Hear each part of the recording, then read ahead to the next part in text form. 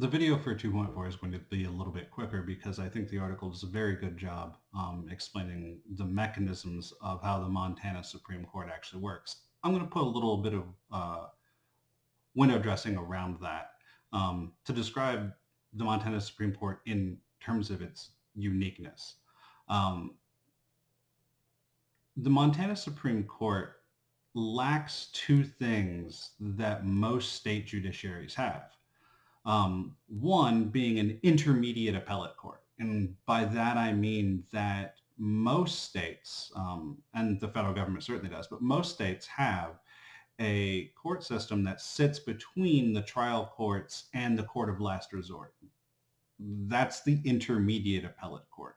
Now, those intermediate appellate courts have almost always mandatory jurisdiction, which means they have to hear cases that are appealed to them, all of them. Which is why, and this brings me to the second thing that makes the Montana Supreme Court unique, that's why most state Supreme Courts have a large degree of discretionary jurisdiction, like the U.S. Supreme Court, which means that they can decide what cases that they want to hear.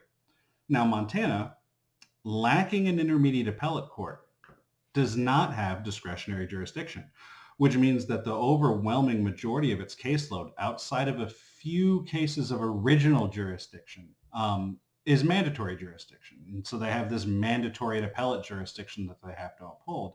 And so the Montana Supreme Court has come up with some unique ways of dealing with this mandatory jurisdiction. Now, let's give a little bit of context here. I think in a given year, I was looking at the numbers, the Montana Supreme Court is given around 700 cases. 700 sounds like a huge number to me, but I deal with numbers of cases all the time. So let me give you an example of the United States Supreme Court. If the United States Supreme Court had mandatory jurisdiction, just looking at the cases that are requesting the Supreme Court to review them, the United States Supreme Court would hear close to 10,000 cases a year. So we're dealing with a different population here. The Montana Supreme Court does have to hear every case that comes before them in some fashion. And they're still only dealing with around 700 cases a year. So the caseload is not high. And I can tell you comparatively across the United States that that caseload is not overwhelmingly high. It's on the high end, most certainly, but it's not at the top. And a lot of this has to do with, obviously, population of Montana. There's simply less people in Montana. And you see this sort of court system in which there exists no intermediate appellate court, and the high court doesn't have discretionary jurisdiction in states that have small populations.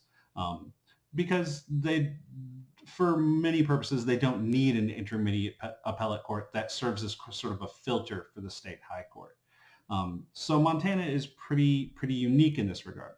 Now, if you all have any interest in knowing more about these state Supreme Courts, because this is the one article that points at a state Supreme Court and says, look at how unique this is. I would ask you to go on Twitter and look up the hashtag 52 courts in 52 weeks. Because last year, myself and two colleagues, every Friday, highlighted a state Supreme Court in its history and its uniqueness. We basically did this article for all 52 state Supreme Courts. And I know some of you are going 52. And the reason for that is Texas and Oklahoma have two state Supreme Courts. They have one that has entirely civil jurisdiction and one that has entirely criminal jurisdiction. So it just worked out 52 weeks in a year, 52 state Supreme Courts. And that thread is obviously available on Twitter. And if you have any interest in looking at the uniqueness of some of these courts, some of the things that we focus on are variations in how they're chosen, notable individuals who have served on the court, a look at diversity and intersectionality on these courts, and just some downright crazy stories that come out of these courts, one of which is Montana. There is a very interesting story in the history of the Montana Supreme Court. Um, so I'll link not only the link to this article, but also the link to the thread about the Montana Supreme Court in this video, because I think it'll be of interest, not just to my class, but anyone who else who might click through on this video.